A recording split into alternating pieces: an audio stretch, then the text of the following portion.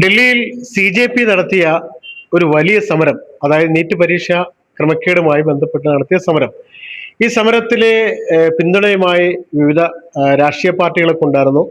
ഇത് നിസ്സാരമായി കണ്ടെങ്കിലും പിന്നീട് അത് വലിയ പ്രക്ഷുബ്ധമായി. അവസാനം കേന്ദ്ര സർക്കാർ ഇതിനെ നേരിടേണ്ട രീതികൾ ഒരു വലിയ അക്രമ സംഭവങ്ങളിലേക്ക് നീങ്ങുന്നു എന്നതുകൊണ്ട് ഇന്ത്യയുടെ ബഹുമാന്യനായ പ്രധാനമന്ത്രി ശ്രീ നരേന്ദ്രമോദി ഇക്കാര്യത്തിൽ അദ്ദേഹം രാത്രി പോലും ഇതിനു വേണ്ടി ശ്രമിച്ചു. അദ്ദേഹത്തിനെതിരെ ഒരുപാട് വിമർശനങ്ങൾ, ട്രോളുകളൊക്കെ ഉണ്ടായെങ്കിൽ പോലും ഇന്ന് കേന്ദ്ര വിദ്യാഭ്യാസ വകുപ്പ് മന്ത്രി ധർമ്മേന്ദ്ര പ്രധാൻ രാജിവെച്ചിരിക്കുന്നു. ഇതിൽ നിന്ന് നമുക്ക് എന്ത് മനസ്സിലാക്കാം? പ്രധാനമന്ത്രി ഒരു പക്ഷേ അദ്ദേഹത്തോട് പറഞ്ഞിട്ടുണ്ടാകും, ഇത് സമരം വലിയ അവസ്ഥയിലേക്ക് പോകുന്നതിനേക്കാളും നല്ലത് തെറ്റ് പറ്റിയിട്ടുണ്ടെങ്കിൽ അതിനനുസരിച്ച് പിന്നോട്ട് പോകാമെന്ന്. അതായിരിക്കണം ഒരു ഇന്ത്യക്കാരൻ മനസ്സിലാക്കേണ്ടത്. ഇന്ന് പ്രധാനമന്ത്രി പറഞ്ഞതിനനുസരിച്ചായിരിക്കണം കേന്ദ്ര വിദ്യാഭ്യാസ വകുപ്പ് മന്ത്രി രാജിവെച്ചിട്ടുണ്ടാവുക. അപ്പൊ നമുക്ക് BJP-യുടെ ഇവിടുത്തെ ഈസ്റ്റ് ജില്ലാ പ്രസിഡന്റ് രശ്മിൽ നാഥ്, അതുപോലെ BJP-യുടെ ഭാരവാഹികളൊക്കെ ഉണ്ട്. ഇത്രയും ദിവസം പല രാഷ്ട്രീയ പാർട്ടികളും വൺ ന്യൂസിനോട് ഡൽഹിയിൽ നടക്കുന്ന സമരങ്ങളെ കുറിച്ച് പറഞ്ഞല്ലോ. ഇന്ന് പറയാനായിട്ട് BJP-യുടെ ഭാരവാഹികൾ തന്നെ പറയട്ടെ, ഇന്ന് ഒരുപക്ഷെ പ്രധാനമന്ത്രി പറഞ്ഞിട്ടുണ്ടാകുമെന്ന് ഓരോ ഇന്ത്യക്കാരനും വിശ്വസിച്ചാൽ അത് തെറ്റാകുമോ? രശ്മിൽനാഥ്, കേന്ദ്ര വിദ്യാഭ്യാസ വകുപ്പ് മന്ത്രി ധർമ്മേന്ദ്ര പ്രധാൻ രാജിവെച്ചിരിക്കുന്നു. ഇതിൽ നിന്നും ഓരോ ഇന്ത്യക്കാരനും എന്താണ് മനസ്സിലാക്കുന്നത്? സ്വതന്ത്രമായ ജനാധിപത്യ പ്രക്രിയയിലൂടെ ജീവിക്കാൻ സാധ്യമായിട്ടുള്ള ഈ രാജ്യത്ത് ആരെന്ത് ചിന്തിക്കുന്നതിനും ഒരു റെസ്ട്രിക്ഷനും ഇല്ല എന്നുള്ളതാണ് യാഥാർത്ഥ്യം. ഇന്ന് ഞങ്ങളുടെ വിദ്യാഭ്യാസ മന്ത്രി ശ്രീ ധർമ്മേന്ദ്ര പ്രധാൻ രാജിവെച്ചിരിക്കുകയാണ്. അദ്ദേഹത്തിൻ്റെ ധാർമ്മിക ഉത്തരവാദിത്വം ഏറ്റെടുത്തുകൊണ്ടാണ് രാജിവെച്ചിട്ടുള്ളതെന്നാണ് ഞങ്ങൾ മനസ്സിലാക്കുന്നത്.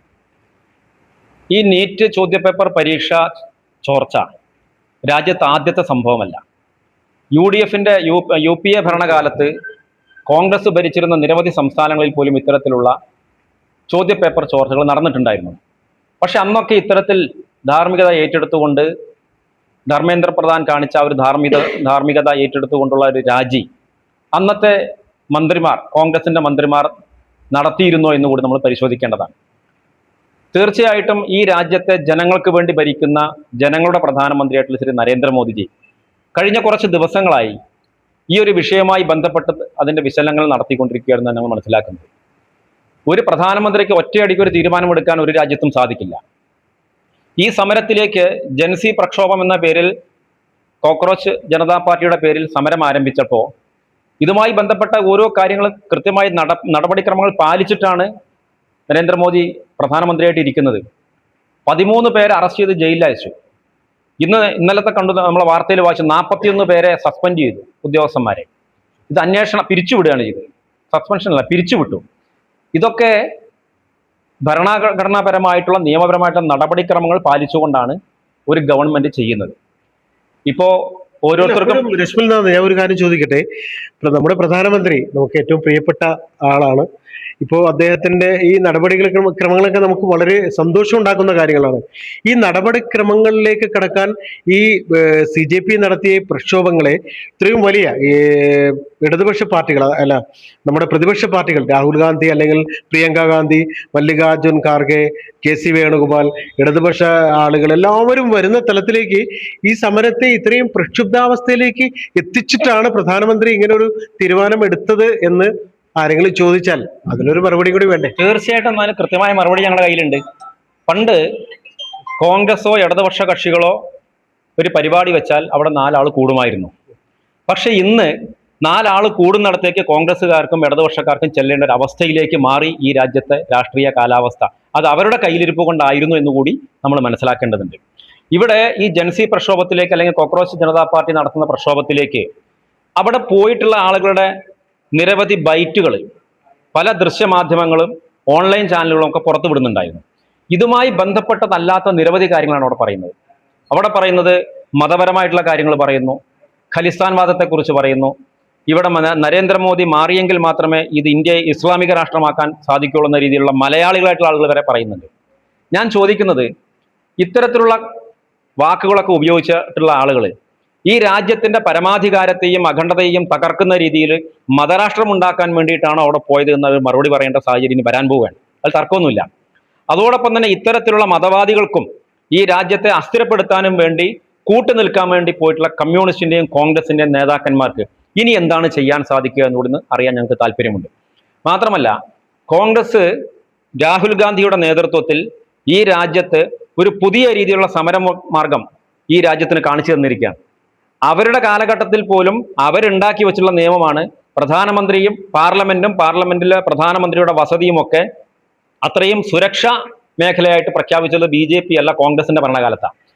ആ മേഖലയിലേക്ക് അവർ അപ്രതീക്ഷിതമായിട്ട് കടന്നു കയറി നിയമലംഘനം നടത്തി സമരം നടത്തിയത് ബാക്കിയുള്ള ആളുകൾക്ക് ഇവർ ഭരിക്കുന്ന സംസ്ഥാനങ്ങളിലും അവരുടെ നേതാക്കന്മാരുടെ വസതിയിലേക്കുമൊക്കെ ഇത്തരത്തിൽ തന്നെ മാർച്ച് നടത്താനുള്ള ഒരു പ്രചോദനവും വഴികാട്ടിയുമായിട്ടാണ് കോൺഗ്രസ്സുകാർ ചെയ്തത് എന്നുകൂടി ഞങ്ങൾക്ക് ഇതുമായിട്ട് ബന്ധപ്പെട്ട് പറയാനുണ്ട്. CJPയുടെ ആവശ്യങ്ങൾ എന്നോ അംഗീകരിക്കപ്പെട്ട കാര്യങ്ങളാണ്. പ്രധാനമന്ത്രി അതിന്റെ ഓരോ ഘട്ടങ്ങളായിട്ട് കൃത്യമായിട്ട് ഓരോ സമയബന്ധിതമായിട്ട് അതിനുള്ള നിയമ നടപടികൾ സ്വീകരിച്ചു. CBI നേതൃത്വത്തിൽ അവരുടെ നിരീക്ഷണത്തിനാണ് രണ്ടാമത്തെ നീറ്റ് പരീക്ഷ നടത്തിയിട്ടുള്ളത്. ആ പരീക്ഷയുടെ റിസൾട്ട് പ്രഖ്യാപിച്ചു. അതിൽ പ്രഖ്യാപിച്ച് വിജയിച്ചുള്ള കുട്ടികൾ നിരവധി ആളുകൾ ഉപരിപഠനത്തിന് കയറി മറ്റു പല കാര്യങ്ങളിലേക്കും പോയി.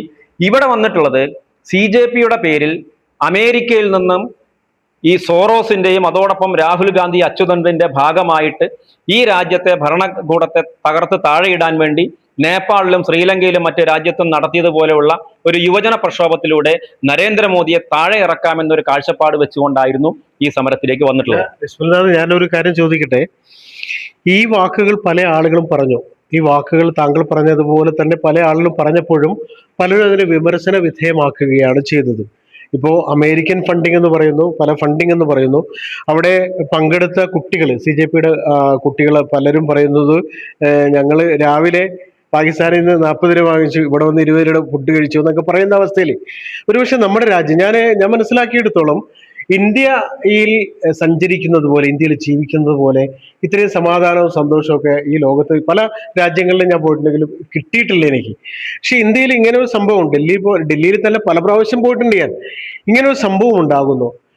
ഒരുപക്ഷെ നീറ്റ് പരീക്ഷ ക്രമക്കേടെന്ന് പറഞ്ഞാൽ ഉറക്കമൊഴിച്ച് പഠിക്കുന്ന കുട്ടികൾക്ക്, അവരുടെ രക്ഷിതാക്കൾക്ക്, കുട്ടികൾ തന്നെ ഇപ്പോൾ അവിടെ തന്നെ കണ്ട പല കാര്യങ്ങളൊക്കെ നമ്മൾ കണ്ടിട്ടുണ്ടാകും. കുട്ടികൾ തന്നെ ഈ ഭാരതീയ ജനതാ പാർട്ടിയുടെ ഭാഗമായ അച്ഛൻ ഭാഗമാണ്, അവൻ തന്നെ പറയുന്നു ഞാൻ അതിന്റെ ഭാഗമാണ്, പക്ഷേ എനിക്ക് എൻ്റെ ജീവിതം വലുതാണ് എന്ന് പറയുന്ന അവസ്ഥ കാണുന്നു. നമുക്ക് എല്ലാത്തിനും ഇപ്പൊ പലരും വിമർശിക്കുന്നു, കോൺഗ്രസ് ആയാലും CPM ആയാലും ഒക്കെ വിമർശിക്കുന്നത് എന്ത് സംഭവിച്ചാലും ഉടനെ തന്നെ പാകിസ്ഥാന്റെ തലയിലേക്ക് ഇടുന്നു എന്ന ചോദ്യങ്ങൾ ഉയരുന്നുണ്ട്. നമുക്ക് വേണ്ടത് വിദേശത്തേക്ക് പോകാതെ നമ്മുടെ മക്കൾ ഇവിടെ പഠിക്കാനുള്ള അവസരം ഒരുക്കലാണ്. അതിനാണ് ഏറ്റവും ബെറ്റർ. നീറ്റ്, CBSE തുടങ്ങിയ സംഭവങ്ങൾ നമുക്ക് ബെറ്ററാണ്. ഇതിനെ ഇങ്ങനൊരു സമരത്തിൽ അവസാന ഘട്ടത്തിലെങ്കിലും നമ്മുടെ പ്രധാനമന്ത്രി തെറ്റ് ചെയ്തവർക്കെതിരെ നടപടി എതിരിക്കുന്നു, ശരിയല്ലേ? നടപടി എടുത്തെങ്കിൽ പിന്നെ നമ്മൾ അതിനെതിരെ നടപടി എടുത്തു എന്ന് പറഞ്ഞാൽ അതിന് കാരണമാക്കിയിട്ടുള്ള മുഴുവൻ ഉദ്യോഗസ്ഥരെയും പിരിച്ചുവിട്ടു കഴിഞ്ഞു. സ്വാഭാവികമായിട്ടും ആ ഒരു വകുപ്പ് കൈകാര്യം ചെയ്യുന്ന ഞങ്ങൾ ആരും വിശ്വസിക്കുന്നില്ല. ധർമ്മേന്ദ്ര പ്രധാൻ പോയിട്ട് ചോർത്താൻ വേണ്ടി പോയി ഞങ്ങൾ ആരും വിശ്വസിക്കുന്നില്ല. ജനം വിശ്വസിക്കുമോ? എന്തടിസ്ഥാനത്തിലാണ് ധർമ്മേന്ദ്ര പ്രധാൻ രാജിവെക്കണമെന്ന് ഇവിടുത്തെ രാഷ്ട്രീയ പ്രതിപക്ഷ കക്ഷികൾ ആവശ്യപ്പെടുന്നത്? അതിന്റെ വിദ്യാഭ്യാസ വകുപ്പ് മന്ത്രി. ഞങ്ങൾ ചോദിക്കട്ടെ, ഇവിടെ PSCയുമായിട്ട് ബന്ധപ്പെട്ട സമരം ഇപ്പോൾ നടക്കുകയാണ് കേരളത്തിലെ വിദ്യാഭ്യാസ മന്ത്രി അല്ലെങ്കിൽ തൊഴിൽ മന്ത്രി രാജിവെക്കാൻ തയ്യാറാണോ? ഇപ്പൊ 2 മാസമായിട്ടുള്ളൂ. അത് തന്നെ അവരുടെ കാര്യം കൂടെ കണ്ടിട്ട് എങ്ങനെ പോകുന്നു. ധാർമ്മികത അവർക്കുണ്ടെങ്കിൽ അവർ രാജിവെപ്പിക്കട്ടെ. അവരുടെ ഇവിടുത്തെ മന്ത്രിമാരെ അവർ രാജിവെപ്പിക്കട്ടെ. വിദ്യാഭ്യാസ മന്ത്രിയെ, തൊഴിൽ മന്ത്രിയൊക്കെ അവർ രാജിവെപ്പിക്കട്ടെ. അവർക്ക് ധാർമ്മികത ഉണ്ടെങ്കിൽ മാത്രം. ഇല്ലാത്തവരോട് പറഞ്ഞിട്ട് കാര്യമില്ല. ഞങ്ങൾക്ക് പറയാനുള്ളത്, ധാർമ്മികത ഉള്ളൊരു മൂല്യം ഉള്ള ഒരു പാർട്ടിയാണ് ഭാരതീയ ജനതാ പാർട്ടി. ഇതിനു മുമ്പും ഇത്തരത്തിൽ ധാർമ്മികത ഏറ്റെടുത്തുകൊണ്ട് ഞങ്ങളുടെ മന്ത്രിമാർ രാജിവെച്ചിട്ടുണ്ട്. പക്ഷെ ഇത് രാജിവെക്കുന്നതിന് മുമ്പ് ഞങ്ങൾക്ക് ചില കാര്യങ്ങൾ കൂടി ബോധ്യപ്പെടാനുണ്ടായിരുന്നു. എന്താണ് ഈ സമരം? എന്തിനു വേണ്ടിയാണ് സമരം? നീറ്റ് എക്സാം കഴിഞ്ഞ് റിസൾട്ട് വന്ന് കുട്ടികൾ ഉന്നത വിദ്യാഭ്യാസത്തിന് കയറിയതിന് ശേഷമാണ് ഈ ഒരു സമരവുമായിട്ട് ഇവർ വന്നിട്ടുള്ളത്. ഇത് കോക്രോച്ച് ജനതാ പാർട്ടി നീറ്റ് സമരവുമായി, നീറ്റ് ചോദ്യപേപ്പർ ചോർച്ചയുമായി ബന്ധപ്പെട്ട് വന്നൊരു പാർട്ടിയല്ല, പ്രസ്ഥാനമല്ല. സുപ്രീം കോടതിയിൽ ഒരു ജഡ്ജിയുടെ ഒരു പരാമർശത്തെ ചൊല്ലി ഉണ്ടായ ഒരു വിവാദത്തിന്റെ മുകളിലാണ് ഈ പാർട്ടി രൂപീകരിക്കപ്പെടുന്നത്. ഈ പാർട്ടി വന്നിട്ട് നേരിട്ട് ഒരു കാര്യമുണ്ട്. സുപ്രീം കോടതി ജഡ്ജി തന്നെ കഴിഞ്ഞ ദിവസം പറഞ്ഞു, ഞാൻ അവരെ കുറിച്ചല്ല പറഞ്ഞത്, ഞാൻ ഇങ്ങനെ ഒരു സംഭവത്തെ കൃത്യമായി പറഞ്ഞു. പക്ഷേ ഈ പാർട്ടി രൂപീകരിക്കപ്പെട്ടത് അതിന്റെ പേരിലാണല്ലോ. അങ്ങനെയാണല്ലോ അവർ പറഞ്ഞത്. CJPയുടെ ആൾക്കാർ പറഞ്ഞ ഈ ഒരു പരാമർശത്തിന്റെ മുകളിലാണ് അവർ ഈ പ്രസ്ഥാനത്തെ രൂപീകരിച്ചതെന്നാണ് പറഞ്ഞിട്ടുള്ളത്. പിന്നീട് അവർ നേരെ വന്ന് തിരിയുന്നത് നീറ്റിന്റെ മുകളിലേക്കാണ്. കാരണം ആ സമയത്ത് നീറ്റിന്റെ എല്ലാ വിഷയങ്ങളും അവസാനിച്ചിട്ടുണ്ട്. 13 പേരെ കുറ്റക്കാരെന്ന് കണ്ടിട്ട് ഇന്ന് ജയിലിലാക്കിയിട്ടുണ്ട്. അന്ന് തന്നെ എല്ലാ നടപടിക്രമങ്ങളും പൂർത്തിയാക്കി. ആ നീറ്റ് അന്ന് പരീക്ഷ എഴുതിയ മുഴുവൻ കുട്ടികൾക്കും രണ്ടാമത് എഴുതാനുള്ള സുതാര്യമായ രീതിയിൽ വീണ്ടും നമ്മളെ പരീക്ഷ നടത്തി കേന്ദ്ര സർക്കാർ. അതിന്റെ റിസൾട്ട് പുറത്തു വന്നു. അവർ വീണ്ടും ഹയർ സ്റ്റഡിക്ക് കയറി. ഇതെല്ലാം കഴിഞ്ഞതിന് ശേഷമാണ് പിന്നെ നീറ്റിന്റെ കാര്യം പറഞ്ഞിട്ട് ഇവർ സമരത്തിന് വരുന്നത്. ഞാൻ ചോദിക്കട്ടെ, താങ്കൾ നേരത്തെ സൂചിപ്പിച്ചു എൻ്റെ അച്ഛൻ RSS കാരനാണ്, BJP കാരനാണ്, പക്ഷെ എൻ്റെ ഭാവി ഞാൻ നോക്കണം, അതുകൊണ്ട് മോഡിയെ താഴെ ഇറക്കിയേ പറ്റുള്ളൂ എന്നൊരു കുട്ടി പറഞ്ഞു എന്ന് പറഞ്ഞു. മോഡിയെ താഴെ ഇറക്കിയാതേ പറ്റുള്ളൂ, ഞാൻ സമരത്തിനുണ്ട്, അച്ഛൻ വീട്ടിലുണ്ട്. ഞാൻ ചോദിക്കട്ടെ, ഒരു സിനിമാ നടി ഇന്ന് പത്രദൃശ്യ മാധ്യമങ്ങളിൽ പറഞ്ഞിട്ടുണ്ടല്ലോ, കോടിക്കണക്കിന് രൂപ അവരോട് ഈ ഒരു സമരത്തിന് ഐക്യദാർഢ്യം പ്രഖ്യാപിച്ചാൽ അവരുടെ ടിക്കറ്റ്, ഭക്ഷണം, എല്ലാ ചെലവും ഞങ്ങൾ എടുക്കാന്ന് പറഞ്ഞിട്ട് അവരെ സമീപിച്ച് ഓഫറുമായിട്ട് വന്നു അവർ പറഞ്ഞിട്ടുണ്ടല്ലോ. അന്വേഷണം നടക്കും. ഇതിന്റെ പിന്നിൽ പ്രവർത്തിച്ച രാജ്യവിരുദ്ധ ശക്തി, ആ പേര് പറയുമ്പോൾ പലർക്ക് പറ്റില്ല, രാജ്യദ്രോഹി എന്ന് പറയുമ്പോൾ പറ്റില്ല അവർക്കും. പക്ഷെ രാജ്യത്തെ തകർക്കാൻ വേണ്ടി ഇത്തരത്തിലുള്ള സമരങ്ങൾ നടത്തുന്നത്, സമരങ്ങൾ നമ്മൾ അംഗീകരിക്കും. ജനാധിപത്യ രാജ്യത്ത് സമരങ്ങൾ നിർബന്ധമാണ്, അനിവാര്യമാണ്, അത് ഇതിന്റെ ഭാഗമാണ്. പക്ഷെ പൊതുമുതൽ നശിപ്പിച്ചുകൊണ്ട് അക്രമം നടത്തിക്കൊണ്ടുള്ള സമരം നടത്തുമ്പോൾ, അതൊരു രാജ്യത്തിന്റെ ഭരണകൂടത്തെ താഴെ ഇറക്കാൻ വേണ്ടിയുള്ള അക്രമപരമായിട്ടുള്ള സമരം നടത്തുമ്പോൾ അതിനെ അംഗീകരിച്ചുകൊണ്ട് മുന്നോട്ട് പോകാൻ സാധിക്കില്ല. കേന്ദ്ര ഗവൺമെന്റ് കൃത്യമായ നടപടികൾ എടുക്കും. ആ സമയത്ത് ആരും ദയവ് ചെയ്ത് കരയരുത്. ഞാൻ ഒരു കാര്യം ചോദിക്കട്ടെ, അവസാനം ഇപ്പോൾ ധർമ്മേന്ദ്ര പ്രധാൻ രാജിവെച്ചല്ലോ, ഇനി കുട്ടികൾ, ഈ സമരം നടത്തുന്നവർക്കും സമരത്തെ പിന്തുണയ്ക്കുന്നവർക്കും BJPയുടെ ഉത്തരവാദിത്തയുടെ ഭാരവാഹി എന്ന നിലയ്ക്ക് താങ്കൾക്ക് നൽകാനുള്ള ഒരു സന്ദേശം, നിർദ്ദേശം എന്താണ്? തീർച്ചയായിട്ടും കാള പെറ്റു എന്ന് കേൾക്കുമ്പോഴേക്കും കയറെടുത്ത് ഓടരുത്, അതിന് തയ്യാറാവരുത്. പ്രത്യേകിച്ച് യുവാക്കൾ കൃത്യമായി പഠനം നടത്തണം. നമ്മൾ സമരമുഖത്ത് പോയിട്ടുള്ള കേരളത്തിൽ നിന്നടക്കമുള്ള ആളുകൾ, അവിടെ പോയിട്ട് സമരത്തിൽ പങ്കെടുത്ത ആളുകളോട് നിങ്ങളെപ്പോലെയുള്ള അവിടുത്തെ ഓൺലൈൻ ചാനലും നാഷണൽ ചാനലും അടക്കമുള്ള ആളുകൾ ചോദ്യങ്ങൾ ചോദിക്കുമ്പോൾ കൃത്യമായ മറുപടി കൊടുക്കാൻ പോലും അവർക്ക് സാധിക്കുന്നില്ല. എന്ത് വിഷയത്തിലാണ് സമരം? നീറ്റ് എന്താണ്, നീറ്റിന്റെ ഫുൾ ഫോം എന്താണ് അറിയില്ല. ഇതുപോലും അറിയാതെ ഒരു വിദ്യാർത്ഥിയെങ്കിലും ആ സമരത്തിൽ പങ്കെടുക്കുന്നുണ്ട് എങ്കിൽ നമുക്കത് അംഗീകരിക്കാമായിരുന്നു. പക്ഷേ അവിടെ ആ സമരത്തിന് നേതൃത്വം കൊടുക്കുന്ന ആളുകളെ കുറിച്ച് നോക്കൂ നിങ്ങൾ. ആരാണ് അവിടെ വിദ്യാർത്ഥികളുള്ളത്? ഇവിടുത്തെ കുറെ സിനിമാ നടന്മാരും നടിമാരോടെ പോയാൽ അവർക്ക് പിന്തുണ പ്രഖ്യാപിച്ചല്ലോ. അവർ നാട്ടില്, ഈ കേരളത്തില് ഒരു പാവപ്പെട്ടവന്റെ വീട്ടിലേക്ക് 10 പൈസയുടെ ഗുണം ചെയ്യാൻ ഇവർ കൊണ്ട് സാധിച്ചിട്ടുണ്ടോ? അവന്റെ പട്ടിണിയെ കുറിച്ച് അവർക്ക് പറയാൻ സാധിക്കുന്നില്ല. ആശാസമരം നടന്നു കേരളത്തിൽ, നിരവധി കാലമായിട്ട് നടന്നുകൊണ്ടിരിക്കുകയാണ്. അവരുടെ ആ ഒരു സമര പന്തലിൽ പോയിട്ട് അവർക്കൊരു ഐക്യദാർഢ്യം പ്രഖ്യാപിക്കാൻ ഈ പറയുന്ന ഒരു സിനിമാ നടന്മാരും ഇവിടുന്ന് പോയിട്ടില്ല. സ്വന്തം അമ്മ എന്ന സംഘടനയിലെ പ്രശ്നങ്ങൾ പരിഹരിക്കാൻ സാധിക്കാത്ത ആളുകളാണ് ഈ നീറ്റ് എക്സാമിന്റെ വിഷയങ്ങൾ പരിഹരിക്കണമെന്ന് ആവശ്യപ്പെട്ടുകൊണ്ട് ചെല്ലുന്നത് പറയുമ്പോൾ അവരോട് പരമപുച്ഛമാണ് ഞങ്ങൾക്ക് പൊതുസമൂഹത്തിനുള്ളത്. ഒരു തർക്കമില്ല.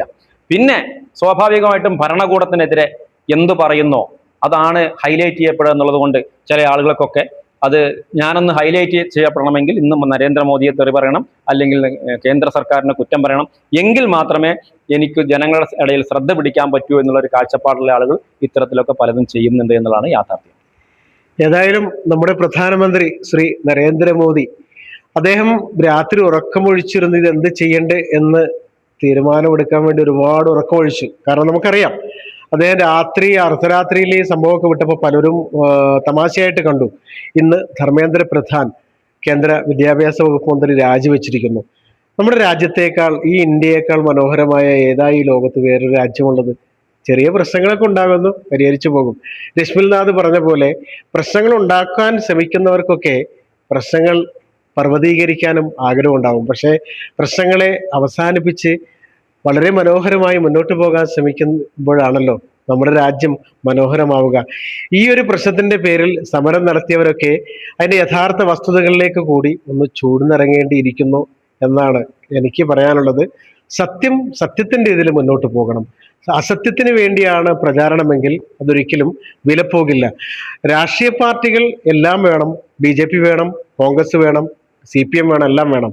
പക്ഷേ രാജ്യത്തിനെതിരെ നടക്കുന്ന ഒരു പ്രക്ഷോഭമാണെന്ന് ചിന്തിക്കേണ്ടി വരുന്ന ഒരവസ്ഥയിൽ, രാജ്യത്തിനെതിരെ നടക്കുന്ന ഒരു പ്രക്ഷോഭത്തിന്റെ പാതയിലേക്കാണ് ആരെങ്കിലും മുന്നോട്ട് പോകുന്നത് എന്ന് ചിന്തിക്കേണ്ടി വരുന്ന ഒരു അവസ്ഥയിലാണെങ്കിൽ ആരൊക്കെ അതിനു വേണ്ടി പിന്തുണയ്ക്കുന്നുണ്ടെങ്കിലും ഒരുപക്ഷെ ചോദ്യം ചെയ്യപ്പെടുമ്പോൾ ആ ചോദ്യം ചെയ്യപ്പെടേണ്ടി വരും എന്നതിൻ്റെ ആദ്യഘട്ടമായി വേണം ധർമ്മേന്ദ്ര പ്രധാന്റെ രാജി എന്ന് വേണം, എങ്ങനെ വേണ്ടി പറയാൻ, ആദ്യഘട്ടം ആയിരിക്കണം. ചോദ്യം ചെയ്യപ്പെടാൻ പോകുന്നത് ഈ രാജ്യത്തെ അസ്ഥിരപ്പെടുത്താൻ വേണ്ടി ചില ആളുകൾ ഇറങ്ങി പുറപ്പെട്ടു എന്നുള്ളതാണ്. ആ ആളുകളാണ് ചോദ്യം ചെയ്യപ്പെടാൻ വേണ്ടി പോകുന്നത്. രാജ്യം പിന്നെ മറ്റൊന്നും അതാണ്. അപ്പോ രശ്മിൽനാഥ് മാത്രം എല്ലാവരും പറയണത് ചോദ്യം ചെയ്യപ്പെടാൻ പോകുന്നത് രാജ്യത്തെ അസ്ഥിരപ്പെടുത്താൻ വേണ്ടി ശ്രമിച്ചിട്ടുണ്ടെങ്കിൽ അവർ ചോദ്യം ചെയ്യപ്പെടും. ഇപ്പോ കേന്ദ്ര വിദ്യാഭ്യാസ വകുപ്പ് മന്ത്രി രാജിവെച്ചു. ഇനി അതിനുശേഷം ഏത് സമരത്തിലേക്കാണ് നീങ്ങേണ്ടതെന്ന് പ്രതിപക്ഷം ആലോചിക്കേണ്ടി വരും. ഇവിടെ BJP ഇന്നത്തെ ദിവസം BJP ആണ് സ്കോർ ചെയ്തത്. കാരണം BJPക്ക് മാത്രമാണ് ഇക്കാര്യത്തിൽ പ്രതികരിക്കാനുള്ളത്. ഇന്ത്യയുടെ പ്രധാനമന്ത്രി രാത്രി മുഴുവൻ ഉറക്കമൊഴിച്ച് കാത്തിരുന്ന് ഇതിനെന്ത് സൊല്യൂഷൻ ഉണ്ടാക്കാം, എന്ത് പരിഹാരം ഉണ്ടാക്കാമെന്ന് ആലോചിച്ച് ഇന്ന് കേന്ദ്ര വിദ്യാഭ്യാസ വകുപ്പ് മന്ത്രി രാജിക്കത്ത് സമർപ്പിച്ചെങ്കിൽ അവിടെ BJPയുടെ തീരുമാനങ്ങൾ ശരിയായിരുന്നു വേണം ഓരോ ഇന്ത്യക്കാരനും മനസ്സിലാക്കാൻ.